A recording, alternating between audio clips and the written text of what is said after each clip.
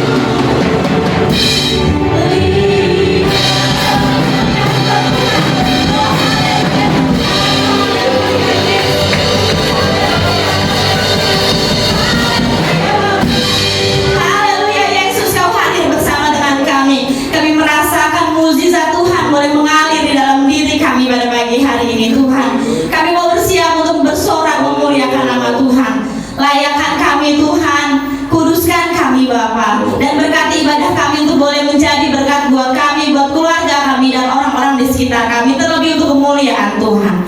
Kami siap untuk memuliakan nama-Mu Bapa, di dalam nama Tuhan Yesus Kristus, Tuhan dan Juru Selamat yang hidup. Kami berdoa dan mengucap syukur. Haleluya. Amin.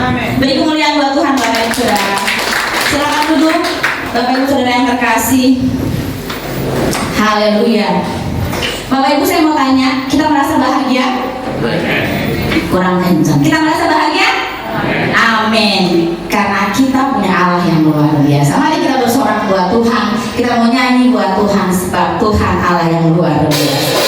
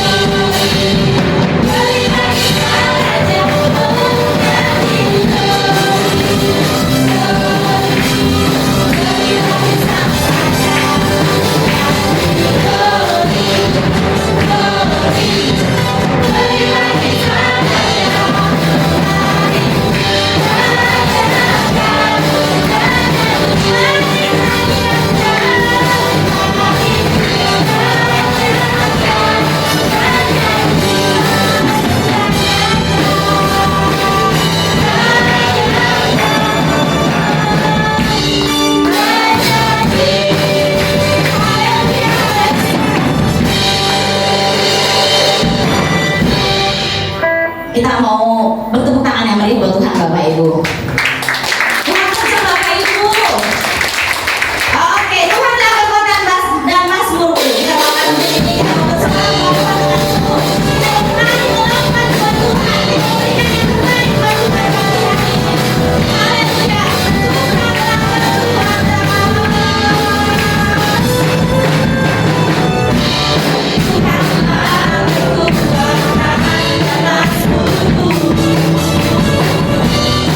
Tuhan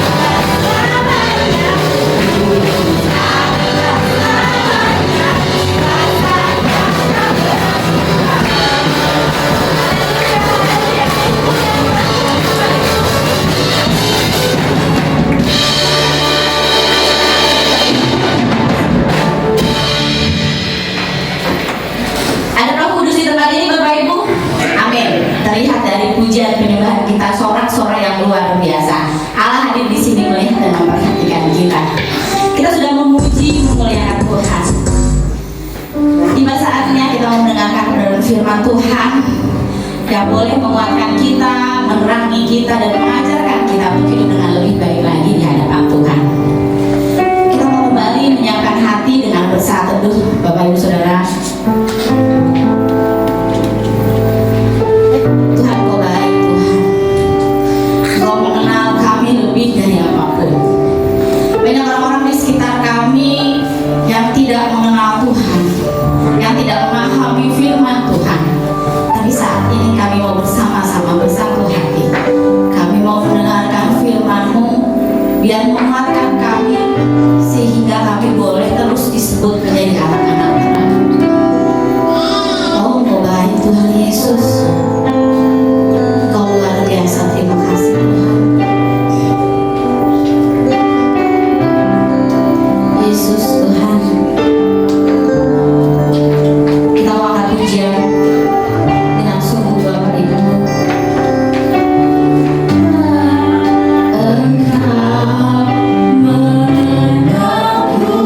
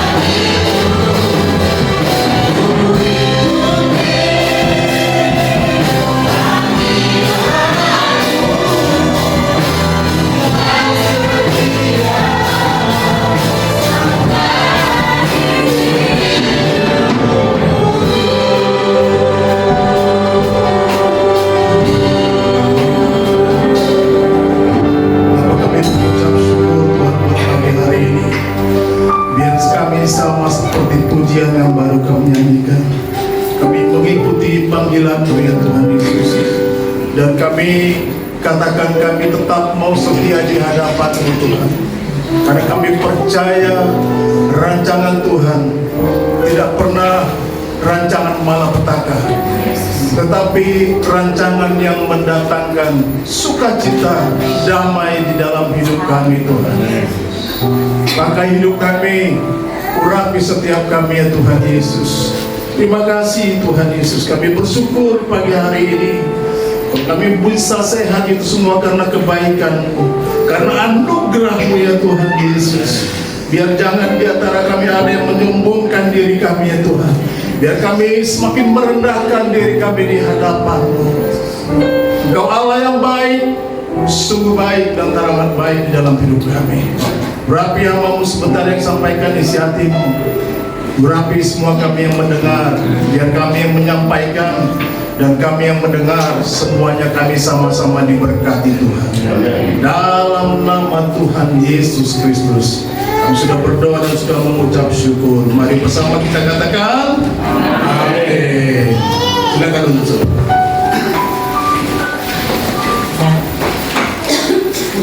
Oke. Saudara shalom. Kita perkenalan dulu ya. Kita perkenalan supaya kita saling mengenal ya. Saya baru pertama kali ada di tempat ini, sebabnya saya berterima kasih buat hambanya Bapak Pendeta Saputo, senior saya di BPD Bekasi. Ya, saya ini masih junior sekali. Kalau hitungan Pak Saputo itu saya masih sekolah minggunya. Itu sebabnya saya berterima kasih juga boleh diberi kesempatan untuk melayani di tempat ini. Baik, nama saya Leo Simamora. Ya, Simamora berarti bukan berasal dari Tegal ya, berarti berasalnya dari Sumatera. Dan istri saya juga sama-sama kami berasal dari Sumatera, Bu Manurun. Ya, di sini ada orang Batak nggak? Banyak.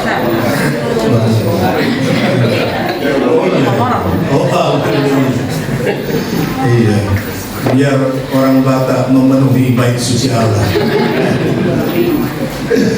Dan Tuhan mengaruniakan kepada saya 2 orang anak ya, 2 orang anak sesuai program pemerintah dahulu. 2 anak cukup.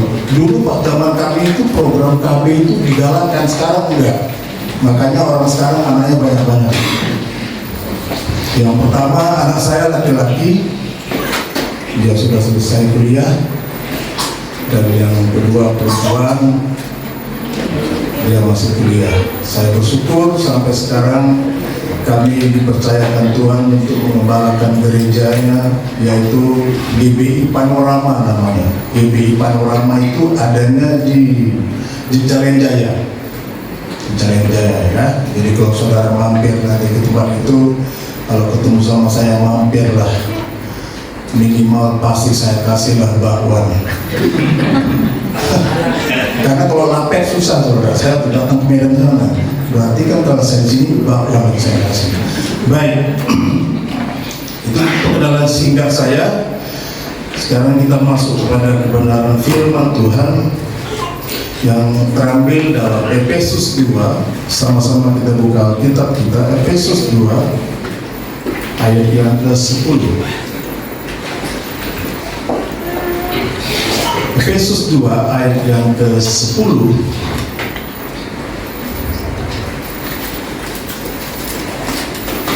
Kalau kita sudah ketemu, kalau tidak keberatan, saya undang kita sama-sama berdiri. Kita hormat akan kebenaran firman Tuhan. Saya bilang kita berdiri, saya tidak bilang bangkit. Ini ada Pak dosen di sini. Ya, dulu saya kuliah begitu, dibilang jangan bangkit, karena bangkit ditujukan kepada orang yang ajak aja berdiri. Saya pikir dia juga ya, saya pulang ke rumah, saya pikir ayo kita berdiri, jangan bangkit berdiri. Mungkin sekarang mati rohani, nggak enak juga kita menuduh orang mati rohani kan. Ya, ayo kita berdiri. Jadi saya presentasikan apa yang saya dapat kepada jemaat. Ya, saya bilang nggak ada salahnya, bukan berarti kita mengatakan orang itu salah ya. Baik, jadi kita satu dulu dalam firman Tuhan ya. Efesus 2 ayat yang 10 kita sama-sama baca, satu ayat saja, 3, 2, 1. Karena kita ini buatan Allah, diciptakan dalam Kristus Yesus untuk melakukan pekerjaan baik yang dipersiapkan Allah sebelumnya. Ia mau supaya kita hidup di dalamnya. Ia mau supaya kita hidup di dalamnya. Katakan amin. Silakan dulu saudara. Saudara yang dikasih Tuhan, saya ulangi, karena kita ini, saya dan saudara, kita harus pahami kita ini adalah buatan Allah. Jadi kita bukan berasal dari dunia ini. Dan kita diciptakan dalam Kristus Yesus. Itu sebabnya ketika orang bertobat, dia berkata, Yesus, aku percaya kepadamu. Rupanya kita ini sudah dipersiapkan Allah jauh sebelum kita ada di dalam dunia ini. Jadi saya dan saudara diciptakan Allah, Alkitab katakan tadi, untuk melakukan pekerjaan baik. Untuk melakukan pekerjaan baik. Nah, Alkitab katakan ia mau. Ia di situ huruf besar, yaitu Allah sendiri. Ia mau, Allah Tuhan itu sendiri yang punya mau, supaya kita hidup di dalamnya. Amin saudara. Jadi kita harus tahu kita ini adalah ciptaan Allah. Nah, kalau kita membaca perikop ini, gimana ketika itu Paulus ingin sekali mengungkapkan kepada orang-orang yang ada di Efesus, dia menasihatkan ketika engkau ada di dalam Tuhan Yesus dan ketika engkau di luar dari Tuhan Yesus. Tetapi Paulus ingin mengingatkan kepada itu pada jemaat di Efesus, supaya mereka sadar bahwa sebelum engkau ditebus, Tuhan Yesus hidupmu penuh dengan dosa. Nah saudara, kita tahu ketika kita ada di dalam dosa, Roma 6 ayat 23 itu mengatakan upah dosa adalah maut. Artinya tidak ada pengharapan lagi. Itu sebabnya kita ditebus dengan darah yang mahal. Kita di-create, kita diciptakan oleh Tuhan Yesus melalui penebusan darah. Tetapi Tuhan punya maksud, saudaraku. Ketika kita ditebus, kita tidak lagi orang-orang yang merdeka selayaknya merdeka secara absolut, mutlak begitu saja, tidak. Kita punya keterikatan dengan Allah. Artinya kita ini tidak milik kita sendiri lagi. Kita ini sudah roh Allah ada di dalam hidup kita. Katakan amin. Saya itu senang dengan pujian dulu dia berkata seperti ini. Hidupku bukannya aku lagi, tapi Kristus dalamku. Saya ketika angkat pujian ini, saya mengingat dahulu sebelum saya ada di dalam Tuhan. Dahulu saya sudah orang Kristen, tapi hidup saya hanya Kristen biasa. Dan saya tidak menghargai sama sekali bagaimana penebusan darah Yesus itu yang dia lakukan di dalam kehidupan saya. Nah, hidup saya ini adalah gambaran daripada Allah. Sebabnya orang yang percaya sama Tuhan Yesus dikatakan menjadi Alkitab yang terbuka, yang boleh dibaca oleh semua orang. Saudara yang dikasihi Tuhan, ketika manusia diciptakan pertama kali, manusia itu sebetulnya belum berdosa. Tetapi ketika itu manusia gagal dalam memegang janji kepada Tuhan. Dia melanggar perintah Tuhan. Mereka berdosa, mereka dibuang dari taman itu. Tetapi kalau kita melihat, bukan karena usaha manusia yang mencari Tuhan, tetapi Tuhan sendiri yang mencari manusia. Itu sebabnya Tuhan itu sangat-sangat sayang pada kita. Nah saudara, pahami Rupanya ketika kita hidup saat sekarang ini, kita sudah diciptakan Allah jauh dari sebelumnya, supaya kita melakukan pekerjaan yang baik. Nah, pekerjaan yang baik di sini bukan menurut versinya manusia. Pekerjaan baik di sini bukan menurut dunia ini, tetapi kita disuruh melakukan pekerjaan baik dengan meneladani yang namanya Tuhan Yesus. Saya catat di sini, kita ini adalah buatan Allah. Ini jelas, clear. Kita berasal dari Allah, kita ditebus, diciptakan dalam Kristus Yesus untuk melakukan pekerjaan baik. Nah, saya garis bawahi perkataan ia mau. Jadi saya rupanya saat sekarang ini adalah milik Allah, dan kehendak Allah lah yang harusnya terjadi di dalam kehidupanku. Ia mau supaya kita hidup di dalamnya. Saudara, ini nggak main-main. Kita katakan sebab karena kasih karunia kamu diselamatkan oleh iman. Itu bukan hasil usahamu, tapi pemberian Allah. Itu bukan hasil pekerjaanmu. Jangan ada orang yang memegahkan diri.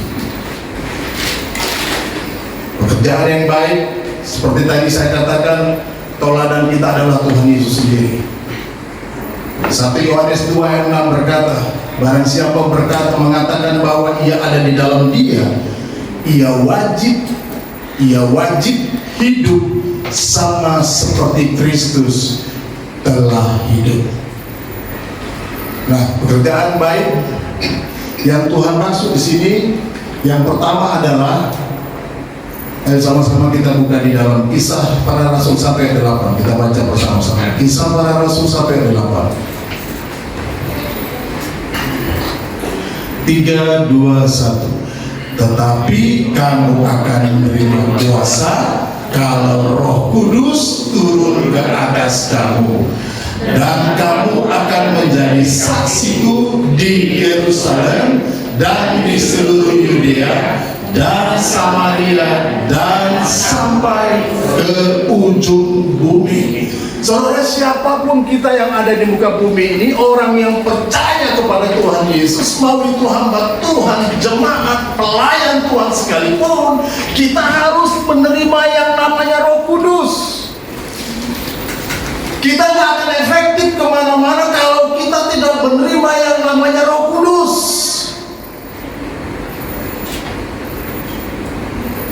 Untuk melakukan pekerjaan baik, dikatakan di situ kita harus menjadi saksi. Seketika kita sudah menerima yang namanya Roh Kudus, Tuhan mau kita menjadi saksi. Sama seperti tokoh-tokoh Alkitab yang telah hidup ketika itu, contohnya Abraham, Nuh, Ayub, mereka semuanya hidup di bawah kehendaknya Allah.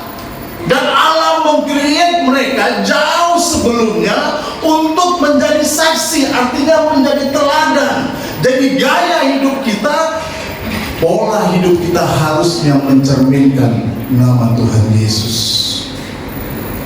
Saudara, perhatikan kata saksi. Kata saksi itu dalam kamus besar bahasa Indonesia yang saya lihat, saksi itu adalah orang yang merasakan, orang yang melihat, orang yang mengecap. Nah, kalau kita lihat di dalam satu persidangan, persidangan itu tidak akan berjalan dengan baik kalau tidak ada yang namanya seorang saksi. Bayangkan itu, begitu berharganya kita dibuat oleh Tuhan. Saksi yang kecil ini, tetapi dia bisa menjadi dampak yang besar. Saya pahami secara rohani, secara sederhana saja begini. Ketika saya ada di dalam satu lingkungan perumahan saya di dalam satu RT itu ada 60 kakak, saudara. Dan orang Kristen hanya saya. Berarti saya, istri, dan 2 anak saya. Kami harus menjadi pelaku firman, kami harus menjadi teladan bagi orang-orang sekitar yang belum mengenal Allah. Saya katakan sama istri saya, contoh yang paling kecil aja ketika ada pengamen datang, jangan katakan maaf. Sama anak-anak saya katakan, jangan maaf ya bang, mereka masih masuk kunci C.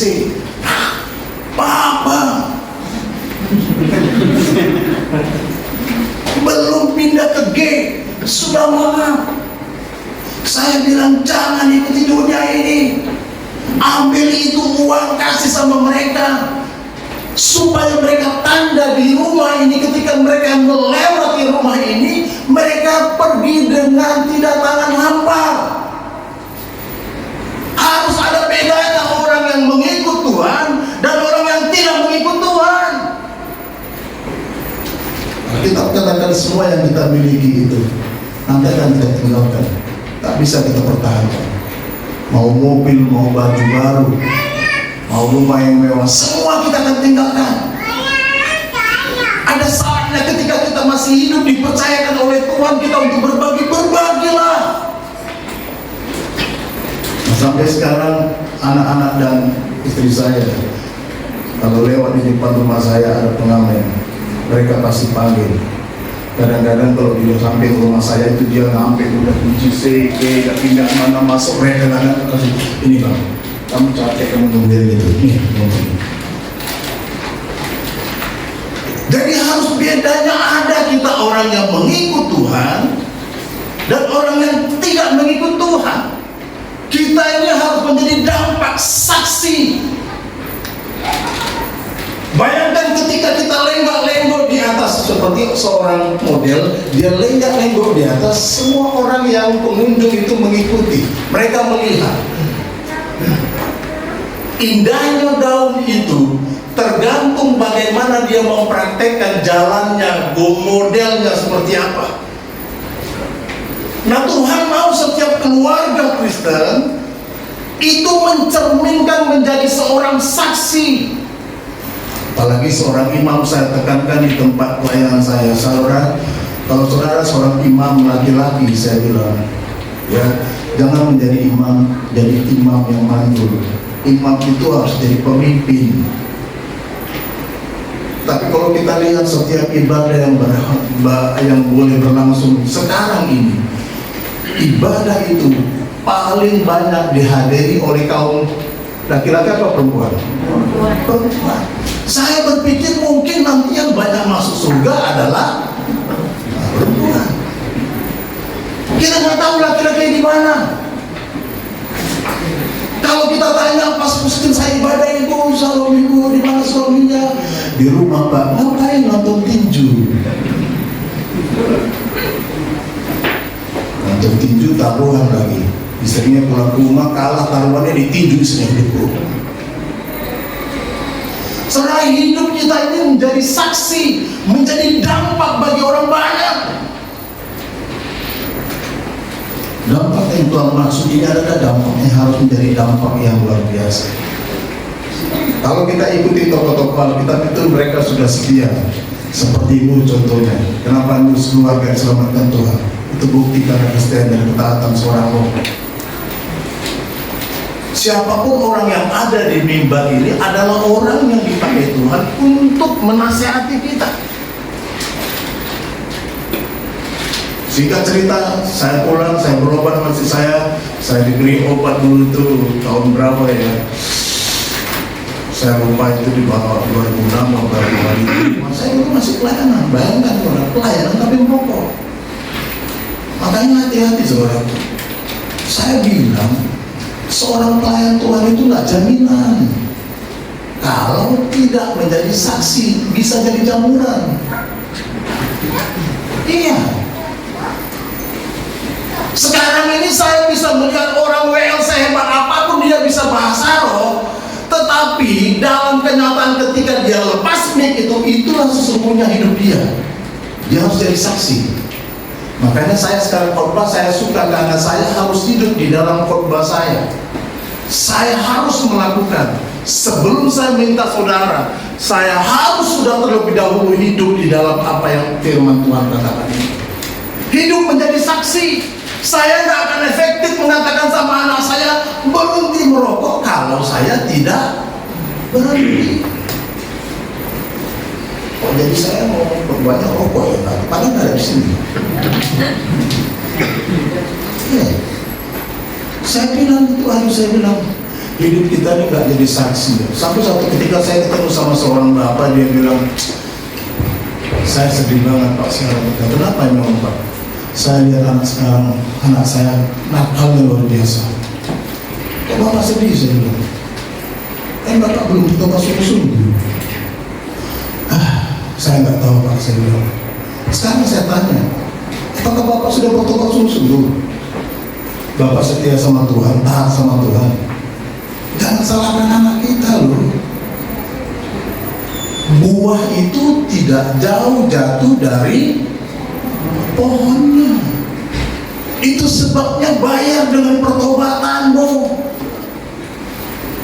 Bertobat supaya keturunan kita itu dipatahkan Tuhan dari dosa-dosa yang sudah selama ini membayang-bayangi kita.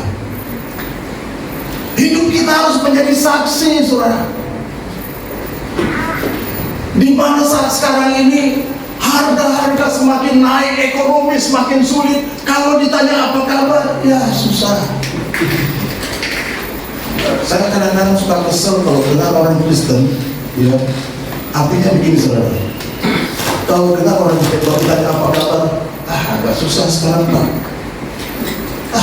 Agak susah aja kau bilang sama aku. Waktu enak gak ngomongnya kau. Saya bilang begini, jangan bilang susah, itu doamu. Kita harus beda sama orang dunia ini. Meskipun susah, kan Tuhan tolong kita loh. Bukan kita yang menolong diri kita, Tuhan tolong kita loh. Enggak taat saja kita ditolong Tuhan, apalagi kalau kita taat menjadi saksi. Saudara, perhatikan hidup kita hari-hari ini. Jangan hanya karena minyak goreng harganya selangit kita sudah sibuk. Orang lain ngeburu minyak goreng, kita juga ngeburu minyak goreng sampai anak kita tinggalkan di rumah. Iya. Ada promo di Indomaret. 1 kilo harga 10.000. Tapi satu keluarga hanya boleh beli 1. Nah, namanya seorang ibu, dia nggak mau 1, dia selalu 2. Dibawalah anaknya, Indomaret, Mbak, 10.000 1, iya, tapi satu keluarga 1 Bu. Oke Mbak, saya beli 1. Anaknya suruh diboncengan, setelah dia masuk baru suruh turun lagi. Seorang penjaga tukang Indomaret bilang, Bu, itu siapa? Itu bukan anak ibu? Bukan. Gara-gara 10.000 kita nggak mengakui itu anak kita. Waduh, saya pikir luar biasa. Makanya saudara dikasih Tuhan, ayo kita hari-hari ini di setiap kita untuk melakukan pekerjaan baik dimulai dari kita. Alkitab katakan dari Yerusalem. Yerusalem itu diri kita sendiri, keluarga kita, ya, keluarga. Baru kita, Tuhan katakan, berangkat ke seluruh Yudea. Habis dari Yudea ke Samaria. Habis ke Samaria baru amin, saudara. Dimulai dari kita. Kita nggak akan efektif mengatakan orang lain, menasehati orang lain kalau kita tidak dahulu melakukannya. Abraham dikatakan bapak orang percaya karena dia tetap ada di dalam Tuhan. Umur 75 tahun Abraham sampai dia diberikan anak. Umur 100, ada 25 tahun masa proses, tapi Abraham tetap setia dan taat sama Tuhan. Amin, saudara. Ini kita belum setahun aja kadang-kadang mengalami proses. Aku tak sanggup lagi. Padahal kita punya satu Tuhan yang senantiasa mendengarkan doa kita. Tuhan senantiasa ada, kita tidak sendiri. Kita percaya pertolongan Tuhan tidak pernah datangnya terlambat. Meskipun kadang-kadang kita suka ibadah datangnya terlambat. Ya, kita harus jadi saksi, saudara. Dari Yerusalem dulu, saya senang di dalam melakukan aktivitas rohani saya senang melakukannya karena saya mendahului dulu melakukan. Saya, istri dan anak-anak saya menjadi gambaran yang terbuka yang dibaca oleh jemaat, saudara. Dan ukurannya satu, saya bilang, kalau anak gembala, mereka itu harus menjadi anak-anak yang sukses. Karena itu memang sudah diciptakan Tuhan, dipilih Allah sebelumnya, harus jadi orang-orang yang sukses. Dan kita diciptakan Allah, orang tuanya adalah menjadi orang-orang yang sukses juga. Yang kedua, saudara, yang kedua, di samping menjadi saksi, kita harus menjadi garam. Matius 5 ayat 13 sampai dengan 15, kamu adalah garam dunia. Jika garam itu menjadi tawar, dengan apakah dia diasinkan? Tidak ada lagi gunanya selain dibuang dan diinjak orang. Kamu adalah terang dunia, kota yang terletak di atas gunung, tidak mungkin tersembunyi. Lagi pula orang tidak menyalakan berita waktu meletakkannya di bawah gantang, melainkan di atas kaki dian, sehingga menerangi semua orang di dalam rumah itu. Saudara, garam dan terang. Tuhan tidak katakan jadi gula, jadi garam. Saudara tahu sifatnya garam itu adalah asin. Garam itu kalau dibuang kemana saja, sifat aslinya dia tidak berubah. Kalau sudah berubah, Alkitab katakan dia harus dibuang, tidak ada lagi gunanya. Dan hidup kita, Tuhan mau itu menjadi garam. Artinya kita harus bisa mempengaruhi, bukan menjadi orang yang dipengaruhi, tetapi orang yang harusnya sampai kapan? Alkitab katakan yang minoritas itu akan menjadi mayoritas. Saudara, perhatikan hidup kita harus bisa menjadi hidup yang mempengaruhi orang lain. Amin, saudara. Dulu sebelum bertobat, saya, keluarga saya, termasuk abang saya dulu begitu alergi kalau ketemu sama saya, apalagi keluarga saya. Kalau udah dengar namanya si Leo, aduh, mereka kayaknya udah enak ketemu sama saya. Iya, karena saking bandelnya. Nah, ketika saya diproses Tuhan, saya hidup ada di dalam pertobatan, saya tetap ada melakukan bagian saya. Alkitab katakan, garam saya itu harus bisa mempengaruhi orang lain, mengasinkan orang lain. Sampai dengan sekarang, saudara, saya dibawa Tuhan dari Yerusalem, dan Tuhan bawa saya ke keluarga besar saya. Dari beberapa keturunan saya diangkat untuk menjadi ketua. Saya bilang saya nggak mampu, masih ada yang lebih tua lagi. Tidak. Rupanya orang melihat begini, saudara. Kehidupan latar belakang kita, keluarga kita adalah keluarga orang yang menyenangkan hati Tuhan, dan kita tidak berlaku tidak senonoh. Jadi track record kita ini banyak dilihat orang lain. Sehebat apapun saya berkorban di tempat ini, kalau track record saya saudara ketahui nanti tidak baik, saudara pun akan gak suka lihat saya. Udah kurang harganya, udah berkurang harganya. Itu sebabnya saya bangga memiliki Allah yang seperti Tuhan Yesus. Dia bawa saya ke Yudea, seluruh Yudea, keluarga saya, orang-orang Kristen, dan mereka happy-happy aja ketika saya berkhotbah. Mereka mendengar. Bahkan ada yang sudah lebih tua, umur 70 tahun, di atas saya jauh, sama pendeta yang berkhotbah. Kan sekarang ini orang siapa saja bisa memberikan sharing firman Tuhan, tetapi rupanya orang melihat latar belakang. Orang bisa mendesain sharing itu sedemikian hebatnya, tapi kalau hidup kita tidak ubah, tidak kita pahami, kita tidak menjadi garam, kita suatu saat pun akan dibuang. Sehebat apa kita menyembunyikan itu, Tuhan melihat dari tempat yang atas, tempat yang tersembunyi, Dia tahu.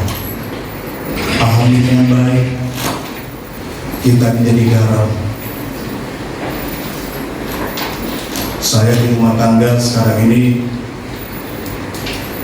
ya kalau dikatakan banting setir dalam satu sikap, ya artinya gini, satu sikap bagaimana saya harus bisa meneladani hidup daripada apa yang saya hidup, yaitu firman Tuhan.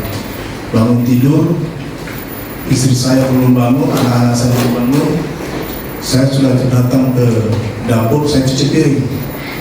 Saya cuci piring, saya sengaja pelan-pelan supaya nggak terdengar, tiba-tiba nanti hasilnya sudah rapi. Saya rapiin semua, mana yang tidak apa rapi. Istri saya bangun, dia lihat gini, udah kopi Pak? Belum. Itu istri yang tahu diri. Karena udah rapi semua, tinggal masak kopi aja susah banget kan begitu. Nah saya pikir begini, saya mengerjakan pekerjaan rumah. Orang bilang itu adalah suami takut istri, itu dahulu seperti itu memang. Tapi kalau sekarang ketika kita melakukan itu, suami sayang istri.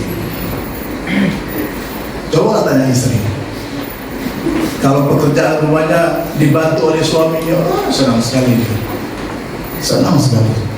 Maka istri saya, udah ngopi belum Pak? Belum. Istri saya tahu dia langsung dibuatnya langsung. Kalau kopi dibuatin istri enak banget. Iya, saya bilang memang Tuhan itu luar biasa ya. Artinya dia pun mendidik saya gitu loh. Bagaimana harusnya saya menyayangi istri, menyayangi anak-anak. Saya anak-anak di rumah itu yang penting mereka bekerja, mereka itu kuliah baik. Kalau untuk pekerjaan rumah nggak usah pikirin. Orang lain bilang, nggak baik gitu Pak. Anak saya yang cewek jangan main-main ya. Itu kalau masak dia tuh turun ke dapur, masakannya enak loh. Bukan berarti dia tidak masak. Tapi kalau dia masak, enak. Saya juga bingung dapat dari mana ini Pak. Saudara, ayo kita mempengaruhi yang baik. Saya berpikir begini saudara, satu hari berapa jam? 24 jam. Kalau kita yang berkeluarga, satu hari bisa damai, aduh kurang itu. 24 jam bisa damai kita suami istri, sudah berkat yang hakiki dari Tuhan. Terima kasih Tuhan Yesus, bisa damai. Kan kadang-kadang cekcok itu gampang sekali timbulnya, dari hal yang kecil itu bisa menjadi besar ya. Padahal kita tahu yang besar kita harus kecilkan, yang kecil kita tiadakan. Tetapi iblis itu gak suka lihat kita damai, tidak suka. Dia senangnya kita lihat berantem ya, apalagi kalau suami istri berantem itu seru saudara. Tadi yang ngomong kayaknya besar banget, tiba-tiba nanti kalau tidur udah begini. Saya pernah mengalami gitu loh. Jadi dia hanya dipikir hamba Tuhan gak pernah cekcok. Iblis itu paling suka menggoda yang namanya hamba Tuhan ya, paling suka dia. Itu sebabnya saudara pahami hidup kita ini garam. Artinya barometer hidup kita ini dilihat orang. Harusnya kita bisa mempengaruhi, bukan menjadi orang yang dipengaruhi. Katakan amin ya. Kita nanti keluar dari tempat ini sudah beda saudara. Kita ini mau menjadi orang yang melakukan pekerjaan baik, karena yang menyuruh itu adalah yang di atas, yang memberikan aku hidup, yang memberikan aku sehat. Yang terakhir saudara,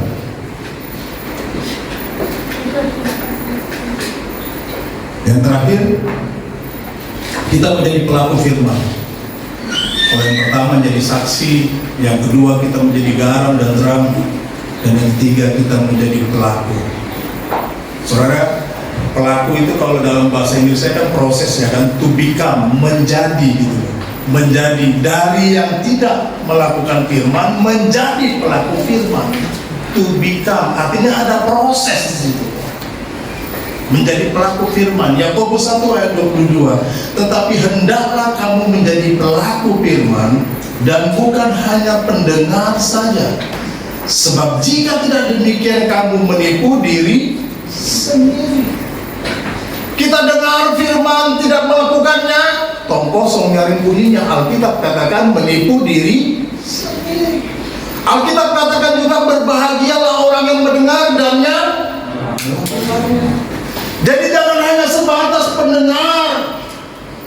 Kita harus to move, bergerak melakukannya, move, bergerak. Jangan hanya ketika kita lagi butuh pertolongan Tuhan, kita ngomong datang sama Tuhan, Tuhan tolonglah aku. Tidak seperti itu, saudara. Dalam keadaan apa saja, Tuhan kita mau mengucap syukur. Kita menjadi pelaku firman Tuhan. Jadi gaya hidup kita, pola hidup kita harus menjadi pola orang yang melakukan firman Tuhan. Kesenangan kita. Jangan lupa baca firman Tuhan setiap hari. Karena firman Tuhan itulah kekuatan kita sebenarnya. Ketika kita salah, firman Tuhan ini yang menegur kita. Amin, saudara. Ayo sama-sama kita berdiri.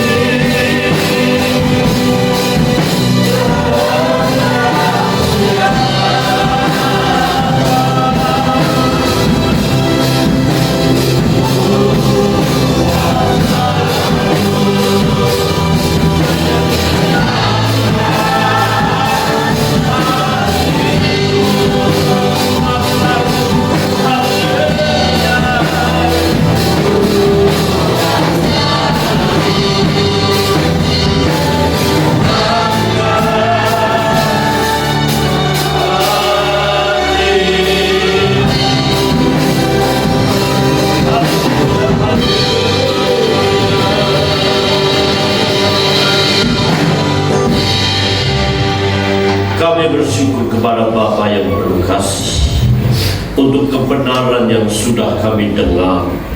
Sadarkan kami sesadar-sadarnya bahwa kami adalah buatan Allah yang melakukan perbuatan baik, menjadi garam, menjadi berkat dalam setiap kata, kalimat, dan gaya hidup kami, mencerminkan Kristus, sehingga kami boleh bersaksi bahwa hidup kami bukan kami lagi, tetapi Kristus yang ada di dalam kehidupan kami.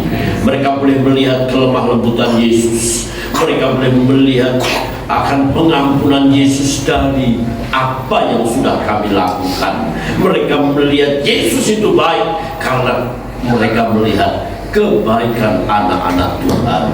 Bapak, terima kasih, berkati hamba-Mu Bapak Pendeta Leo Simapura yang sudah menyampaikan firman-Mu.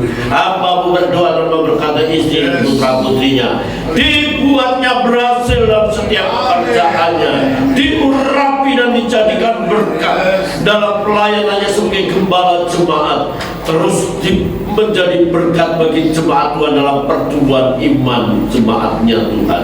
Bapak, terima kasih. Kami percayakan hamba-Mu, kami percaya hamba-Mu diberkati untuk menjadi berkat bagi kami sekalian. Bapak, hamba-Mu mengangkat tangan bagi seluruh jemaat Tuhan. Kiranya berkat, sukacita dan damai serta kesehatan ada pada setiap jemaat. Bagi mereka yang lemah, Tuhan berikan kekuatan. Bagi yang susah, Tuhan memberikan penghiburan. Bagi mereka yang belum mendapat pekerjaan, Tuhan akan memberikan pekerjaan. Bagi yang sekolah dan kuliah, ajar mereka sekolah dan kuliah dengan baik. Berkati mata pencarian umat-Mu. Melalui mata pencarian umat-Mu, umat Tuhan diberkati dan untuk menjadi berkat bagi pelayanan di tempat ini khususnya, dan bagi orang-orang yang ada di sekeliling mereka. Bapak, terima kasih. Doa kami buat Bapak Lulu bersama keluarga, Tuhan memberkati dengan kesehatan seisi keluarganya, sehingga boleh kembali melayani bersama kami pada minggu yang akan datang. Doa kami buat Bapak Siolan yang saat ini dalam penerbangan ke Kalimantan, juga Tuhan menyertai dan menolong. Kami percaya orang-orang yang dikasih Tuhan, orang-orang yang melayani Tuhan tetap dalam perlindungan Allah yang Maha Tinggi. Bapak, terima kasih. Berkati tetangga kiri kanan kami, keberadaan kami menjadi berkat bagi mereka. Berkati pemerintahan kami, dari pemerintah daerah sampai pusat. Presiden kami Bapak Insinyur Joko Widodo, Tuhan memberikan hikmat untuk mengatur negeri ini. Keamanan dan ketentraman boleh nyata, perekonomian semakin membaik, sebab kesejahteraan negeri ini merupakan kesejahteraan kami juga. Semuanya berdampak dalam ibadah dan kehidupan kami. Berkati negeri ini dengan keamanan dan ketentraman, kedamaian dari tempat yang Maha Tinggi. Terpujilah nama-Mu ya Bapa. Sebentar jemaat Tuhan hendak kembali ke rumah masing-masing. Kiranya Tuhan menyertai jemaat Tuhan sampai ke rumah dengan selamat. Namun sebelum jemaat Tuhan pulang, jemaat Tuhan akan memberikan persembahan bagi-Mu. Kiranya apa yang jemaat Tuhan berikan tidak menjadi jemaat Tuhan miskin. Jemaat Tuhan semakin diberkati karena telah menjadi berkat pelayanan di tempat ini. Terpujilah nama Bapa yang penuh kasih. Saudara-saudara, arahkan mata hatimu kepada Tuhan yang mengasihi engkau.